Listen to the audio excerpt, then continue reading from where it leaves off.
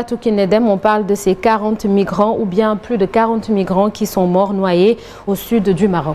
Effectivement, ils sont plus de 40 migrants qui sont morts noyés après le naufrage de leur embarcation dimanche au large du Cap Boudjour, c'est au sud du Maroc.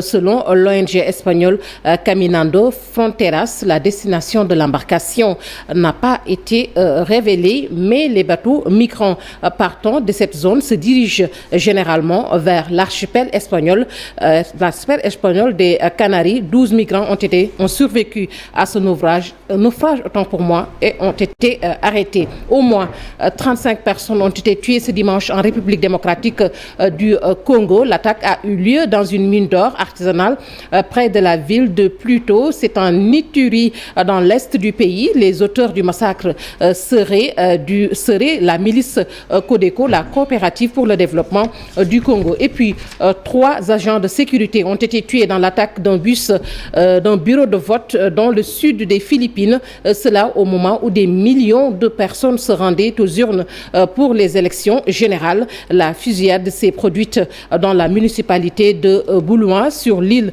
de Mindanao, où sévissent de multiples groupes armés, des insurgés communistes aux militants islamistes. Des centaines de Tunisiens ont manifesté hier leur soutien au président Kaïs Saïed. Dimanche à Tunis, les partisans du président ont également hué Rached Ghannouchi, chef du parti islamo-conservateur Ennahda et président du Parlement, dissous par le président tunisien. Plusieurs partis d'opposition ont annoncé fin avril la création d'un front de salut national pour unir toutes leurs forces politiques en vue de sauver la Tunisie de la crise. Et ensuite, la COP 15 qui s'ouvre ce lundi 9 mai dans la capitale ivoirienne. 196 États attendus à Abidjan pour lutter contre la désertification. La conférence démarre avec un sommet des chefs d'État directement en prise avec le phénomène.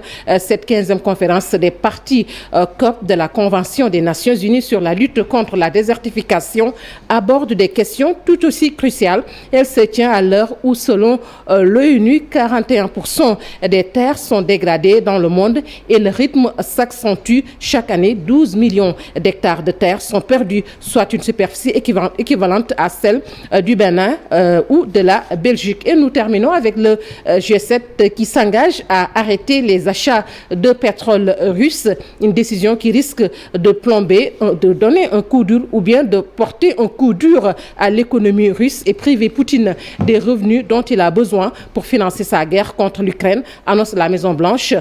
Toutefois, les engagements pris par chacun de ces membres du G7 ne sont pas pour l'heure précisés. Le G7 s'est réuni hier dimanche à la veille de la parade militaire du 9 mai.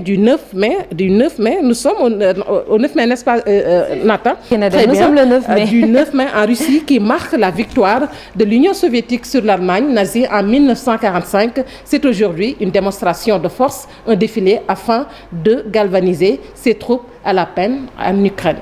Merci beaucoup Fatou Kinedem. Rendez-vous dans quelques minutes pour la version Wolof. Dans quelques secondes, nous retrouvons Cher Diop pour la une des journaux.